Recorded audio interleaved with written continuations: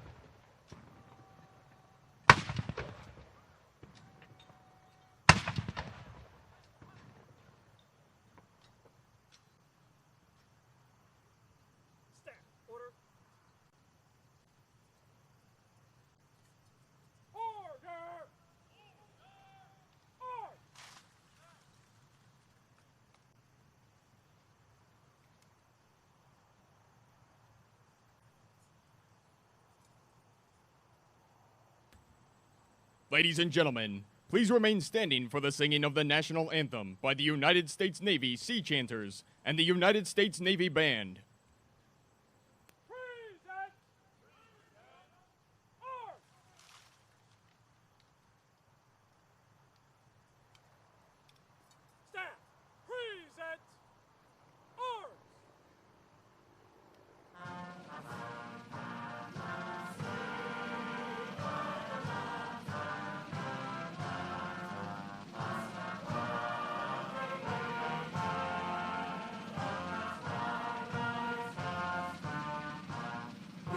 Stripes and bright stars through the perilous fight.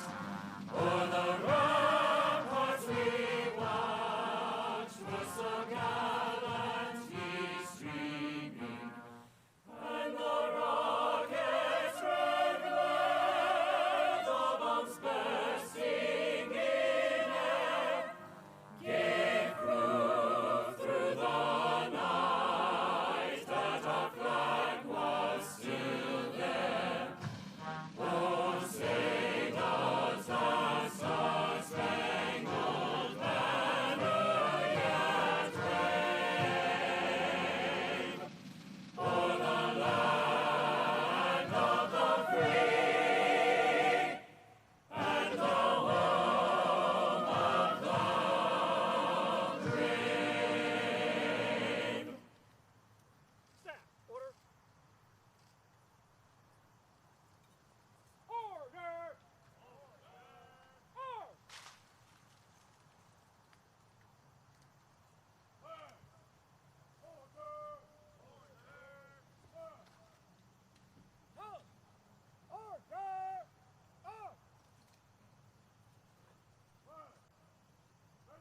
Ready, cut.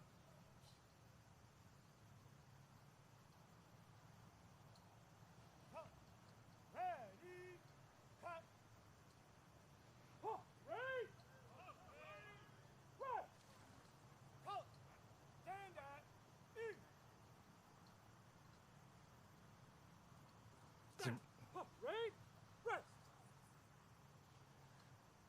Good morning. It's a great day for a prayer. It's a great day for our nation. And we thank the Lord for the opportunity to be here in this great weather in Washington, D.C. So let's pray with me today.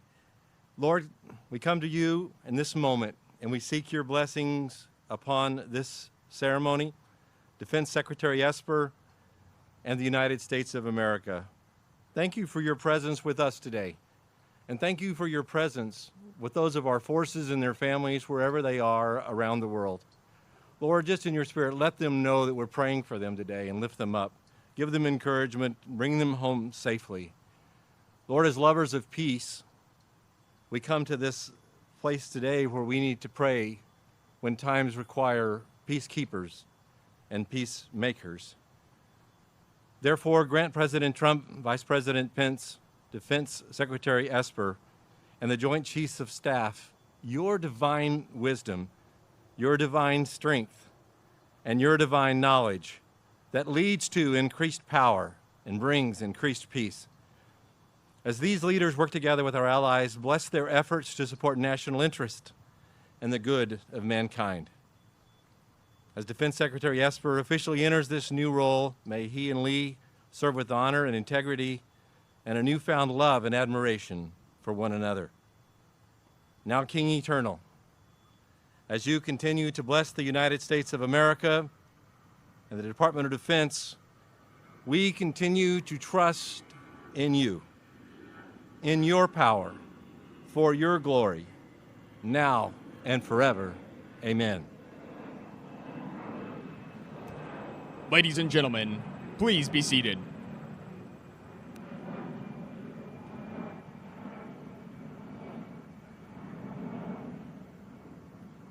Troop in review.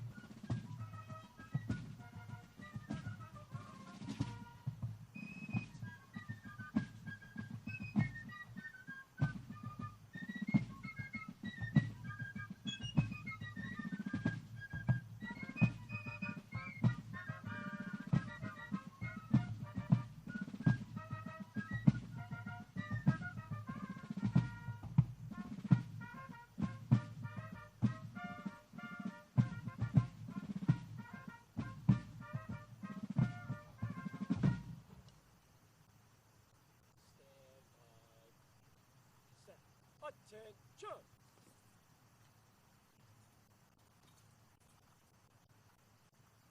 Honor guard! Halt! Attention! Halt! Right shoulder on!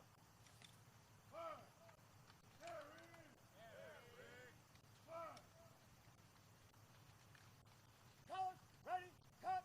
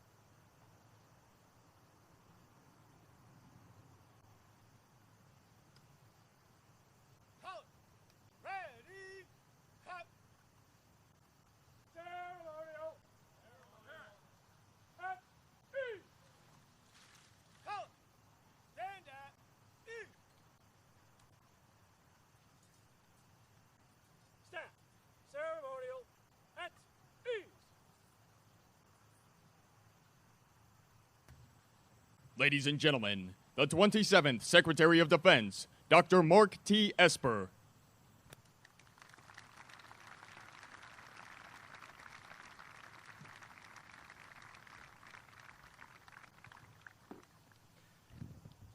Well, good morning, everyone. And to the troops on the field, you look fantastic.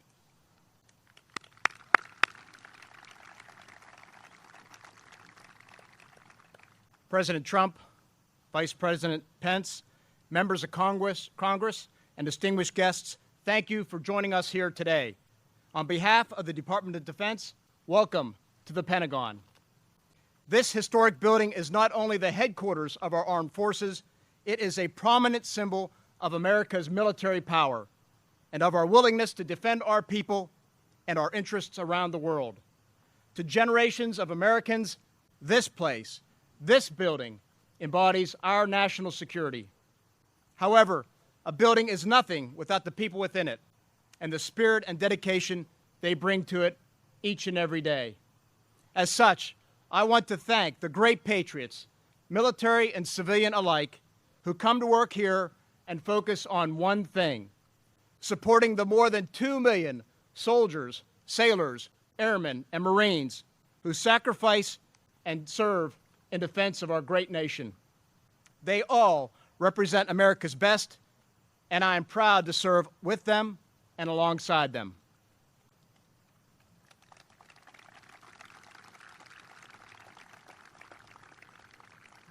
Mr. President, thank you, sir, for your confidence in me and for this incredible opportunity. It is an honor of a lifetime to be appointed Secretary of Defense and to lead the greatest military in history. And I am especially humbled that you would be here today to celebrate this occasion. I also want to thank you, Mr. President, for your unwavering commitment to our armed forces and to a strong national defense. Our military has made tremendous gains in recent years thanks to your leadership. And today, we are ready to face any challenge, anytime, anywhere, as we continue to stand guard around the world.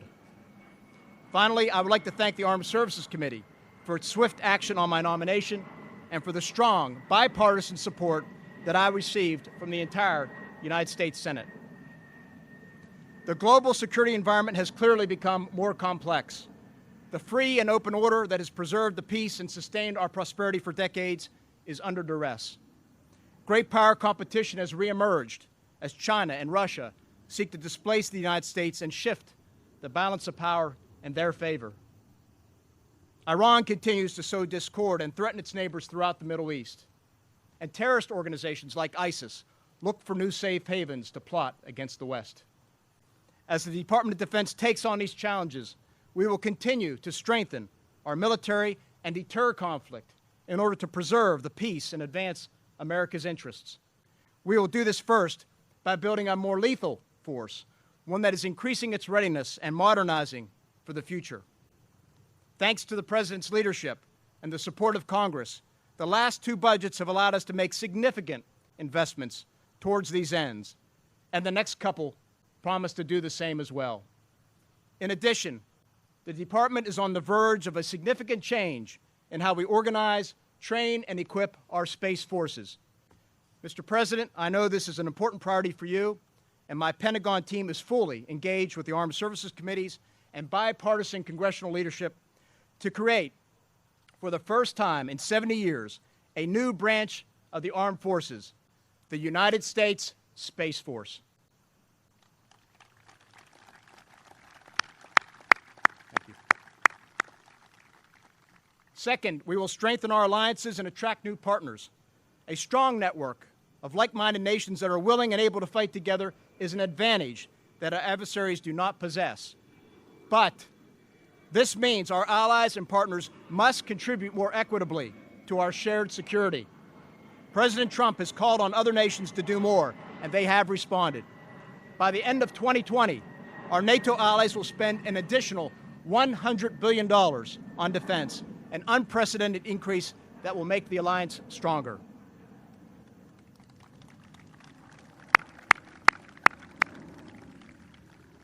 Third, we will reform the department to make the best use of every single dollar Congress gives us.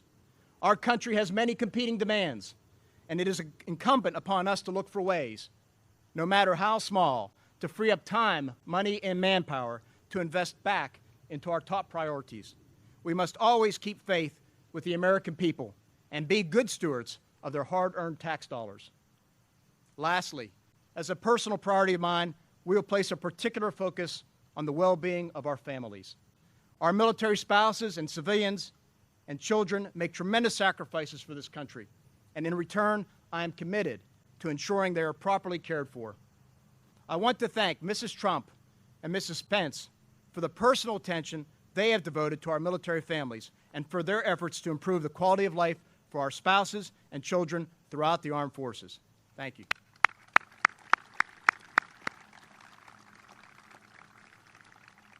In closing, I want to thank all of our soldiers, sailors, airmen, and Marines who make up the greatest fighting force known to man. All across the world, these brave Americans are standing watch to deter aggression and preserve peace. On land, in the seas, throughout the skies, and in both space and cyberspace, service members from across the Army, Navy, Air Force, and Marines solemnly and confidently carry out their duties. Assured by the leadership of the Commander-in-Chief, the men and women of our military know that we will never send them into a fight without the training, the equipment, and the leadership they need to prevail. They know that this administration, that this Congress, and the American people have their back. And they know that when they are deployed far away from home, their families will be taken care of. Thank you again, Mr. President, for your support to our military and for allowing me the privilege to serve our great country once again as Secretary of Defense. As I take on this great responsibility, I will carry out my duties with the same energy and commitment to duty and honor and country that I have for nearly 4 decades since my days at West Point. In doing so, I assure you that this department will not let our great nation down. Thank you, sir.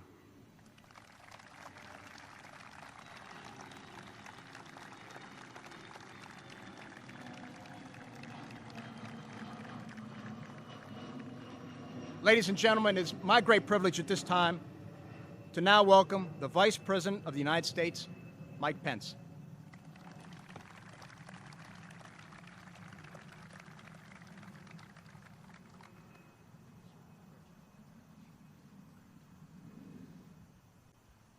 Mr. President, Secretary Esper, members of the Cabinet, members of Congress and of the Joint Chiefs of Staff, and most especially to all those who wear the uniform of the United States and their families and the civilians who support you.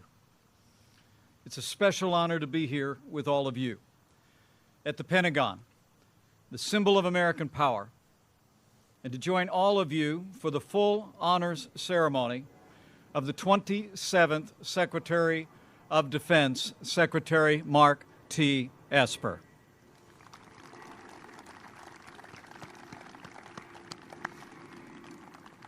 As the men and women who serve here at the Pentagon know well, since day one of this administration, President Trump has taken decisive action to make the strongest military in the history of the world stronger still. After years of budget cuts, President Trump fought for and secured the largest increase in our national defense in more than a generation, including the largest military pay raise in over 10 years.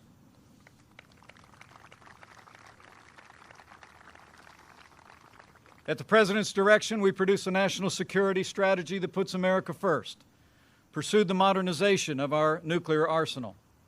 As the Secretary just said, our NATO allies are contributing more to our common defense than ever before, and with the strong support of leaders in Congress, we're well on our way to establishing that 6th branch of our armed forces, the United States Space Force. And today, Congress will vote on a budget deal, thanks to the President's leadership, that preserves the historic investments we've made in our national defense. It provides for our veterans and also ends the defense sequester once and for all.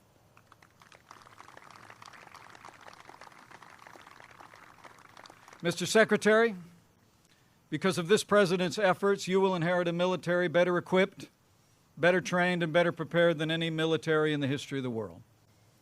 And the President and I have every confidence that you will lead the Department of Defense with the same dedication and integrity that marked your 21-year military career.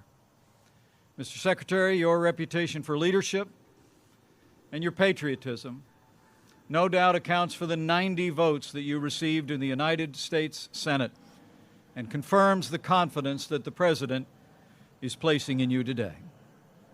So, Mr. Secretary, thank you for answering the call to serve our country once again.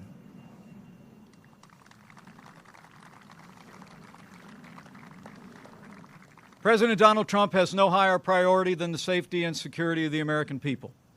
And today, by providing renewed leadership to the Department of Defense, our Commander-in-Chief is taking one more critical step to provide for the common defense of the American people and our way of life. So now it is my high honor and distinct privilege to introduce your Commander-in-Chief and the 45th President of the United States of America, President Donald Trump.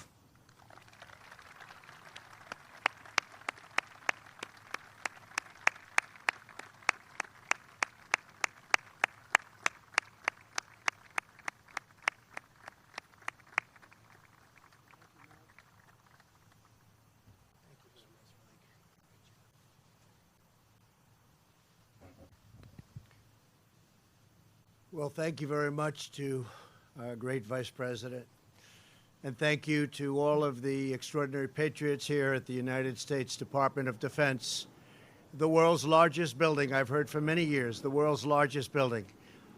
And it's under great leadership. Your devotion, strength, and courage keep America safe, strong, and free.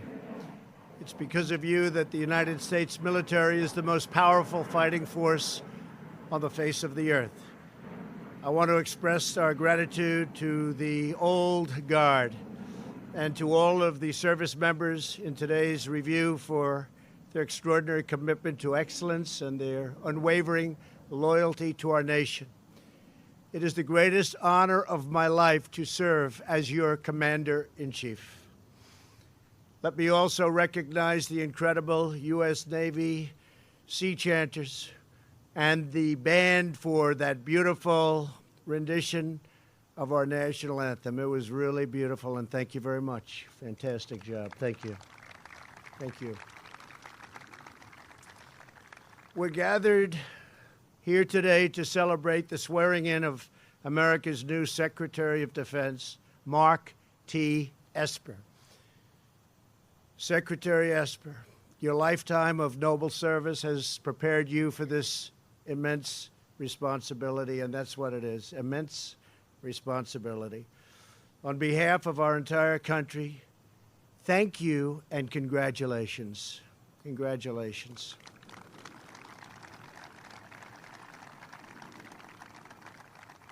I have no doubt, I know you well, that you will thrive in the performance of your duties and make all Americans, everybody in this great country, all Americans, very, very proud.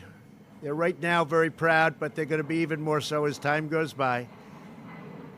People love our country more than ever, and our country is respected again. Remember that. I'm delighted that many members of your family could be here for this special occasion, including your wonderful wife, Leah, your mother, Polly, and your children, Luke and Catherine. Thank you. Thank you very much. Congratulations to a great family. Thank you very much. Great family. Also joining us are Acting Secretary Kevin McAleenan, Acting Administrator Chris Bilkerton, Director Dan Coates, Representatives Kay Granger, John Rice Carter, and many members of the Diplomatic Corps. With us as well are many distinguished military leaders, Vice Chairman of the Joint Chiefs of Staff, General Paul Selva. Where's Paul? Paul. Acting Secretary of the Army, Ryan McCarthy. Ryan? Hi, Ryan. Stand up, Ryan. Doing a great job. You're filling big shoes, Ryan. Acting Secretary of the Air Force, Matthew Donovan. Thank you very much. Thank you, Secretary. Acting Secretary of the Navy, Thomas Maudley. Thank you, Thomas. Great. Army Chief of Staff, General Mark Milley. Mark, thank you, Mark. Congratulations to Mark. Coast Guard Commandant Admiral Carl Schultz. Thank you, Admiral. Marine Corps Commandant General David Berger. General, thank you very much. Air Force Chief of Staff General David Goldfein. General, thank you very much. And Chief of Naval Operations Admiral John Richardson. Thank you all. Thank you, Admiral. Over many decades in times of war and peace, Mark Esper has answered the call of duty. He's never failed. He hails from Uniontown, Pennsylvania, the hometown of his personal hero, the legendary former Secretary of Defense, and a great one, George Marshall. Mark attended the United States Military Academy at West Point, graduated in 1986, receiving a commission in the infantry. Soon he earned his tab, Ranger tab, and fought with the famed 101st Airborne Division in the Gulf War. He was awarded the Bronze Star and the Combat Infantryman Badge for his service. A brave guy. They all told me he was a brave guy. I knew that anyway. In total, Mark served in our nation's military for 21 years. He completed his final active duty assignment right here at the Pentagon on the Army staff, and then returned 6 years later as the Deputy Assistant Secretary of Defense for Negotiations Policy. Over his career, Mark has advanced our national security in a variety of other government and private sector roles. He has worked in both houses of Congress, advising lawmakers. I can see he had some talent because he won, was it 98 to what? No, you got 90, right? Can you believe this? I don't believe it. I heard a 90. 90 to 8, right? I don't know. I haven't heard that sound in a long time, Mark. Now I'm worried. 90 to 8. Wow. He served as vice president of Raytheon. Along the way, Mark earned a master's degree at Harvard's John F. Kennedy School of Government and a PhD at George Washington University. In 2017, Mark was sworn in as Secretary of the United States Army, a position in which he earned universal admiration and respect, tremendous respect. At the Department of Defense, Secretary Esper will work with more than 2 million service members and hundreds of thousands of civilian employees, all dedicated to one critical mission, the defense of the nation and of this great nation's people. I have absolute confidence that Mark will ensure that our incredible military is fully prepared to deter conflict and to defeat any foe. No enemy can match the awesome might of the American Army, Navy, Air Force, Coast Guard, and the United States Marines. We had a budget approved when I first came in, billions and billions of dollars more than it was previously in the previous administration, $700 billion. Then I went to $716 billion. And I won't even tell you what this one is. I can only tell you it's even more. Because we have rebuilt things that nobody ever even thought of rebuilding. We've added the greatest planes in the world, the greatest missiles in the world. We've upgraded our nuclear very, very powerfully, including new. We never want to have to use it. Pray to God that we never have to use it, but we have the best in the world in every aspect of military. The sight of American warriors brings solace into the hearts of our friends and strikes fear into the hearts of our enemies.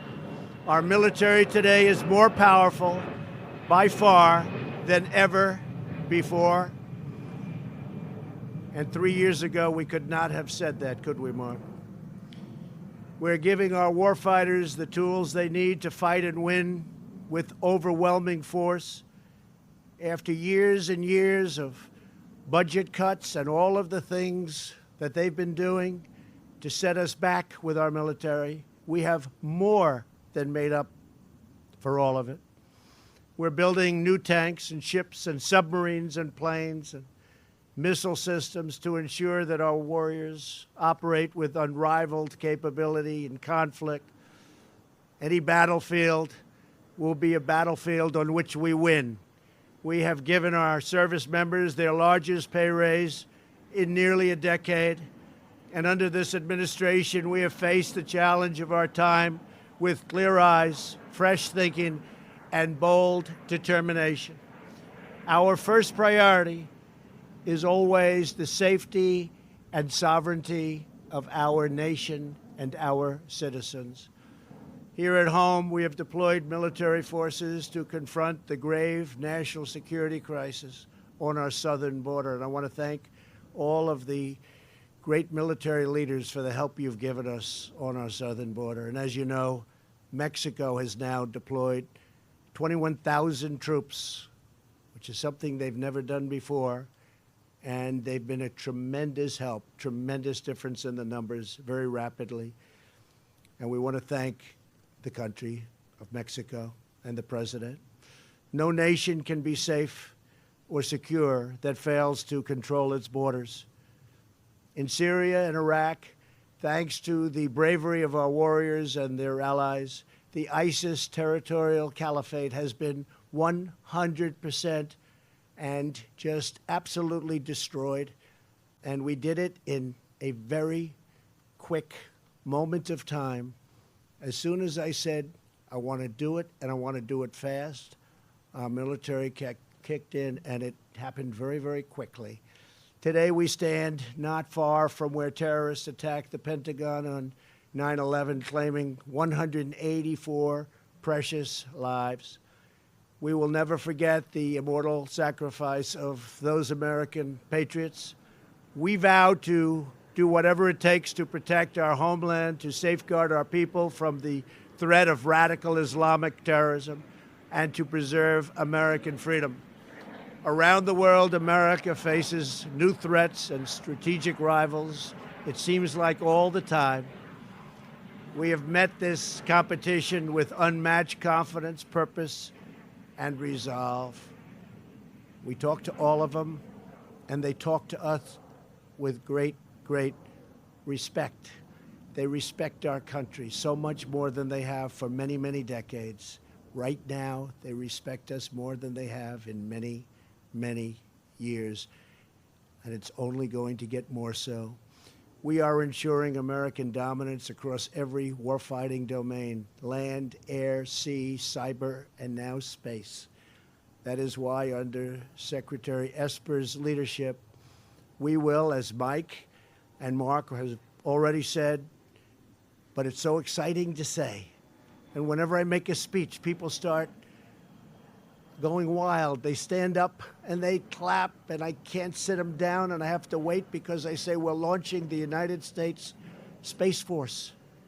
They go absolutely wild. They understand that's where it's going to be at. And we're going to be there, and we're going to be there in every way that you can. As we aim ever higher, I know the men and women of this department will never let up and never rest easy. Together, we will fulfill our sacred mission to protect the greatest nation in the history of the world, the United States of America. With unyielding strength, we will defend our country, we will defend our people, and we will proudly defend our great American flag.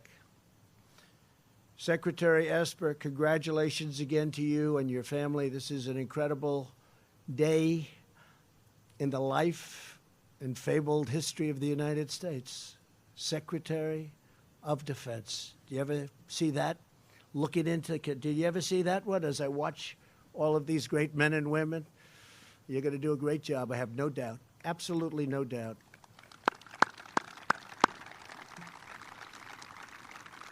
No doubt. We cannot wait to see all that you will achieve for our nation as the new Secretary of Defense. I want to thank everybody for being here. Very special people. God bless you. God bless our military. And God bless America. Thank you very much, everybody. Thank you. Thank you. Thank you very much.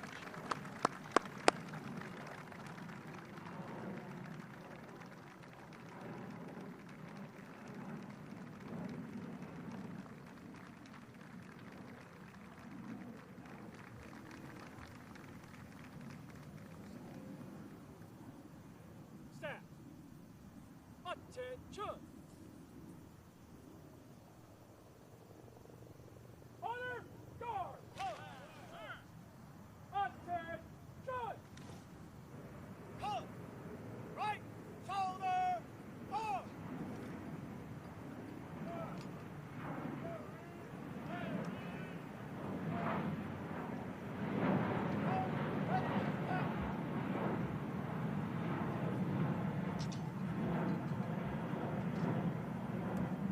At this time, we would like to recognize all the veterans and their families that have joined us here today by performing the songs of the armed services. When you hear your service song or that of a loved one who has served, we ask that you stand and be recognized.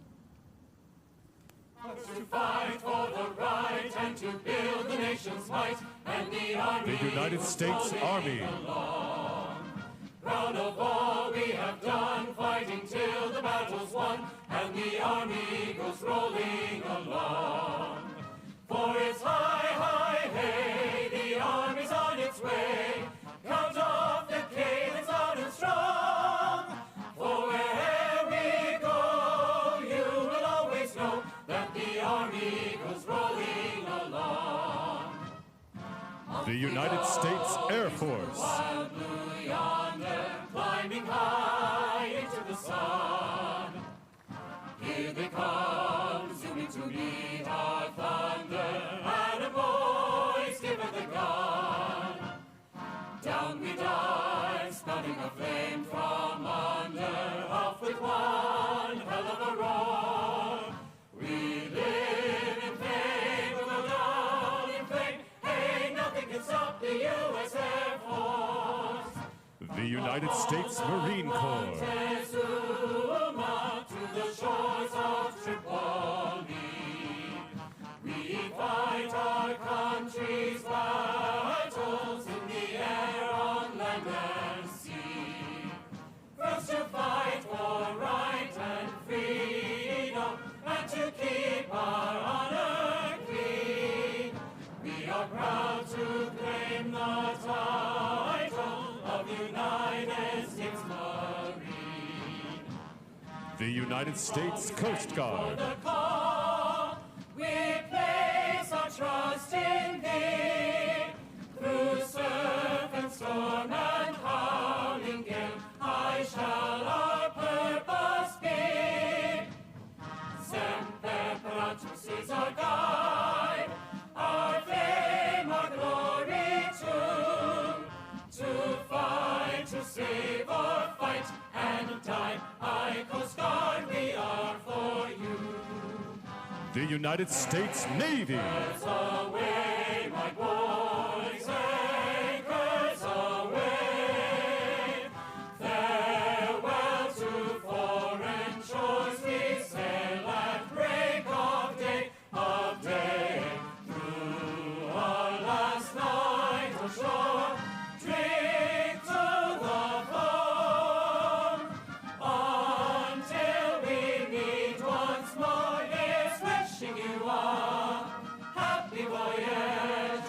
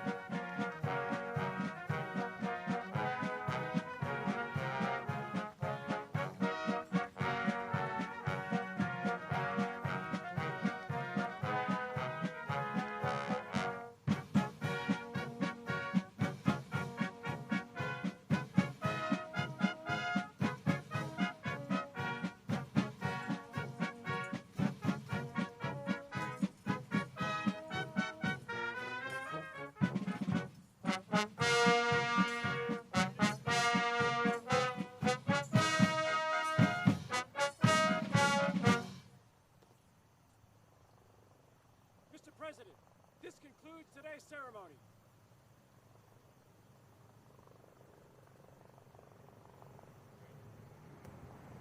Ladies and gentlemen, this concludes today's ceremony. Please stand and remain in place for the departure of the official party.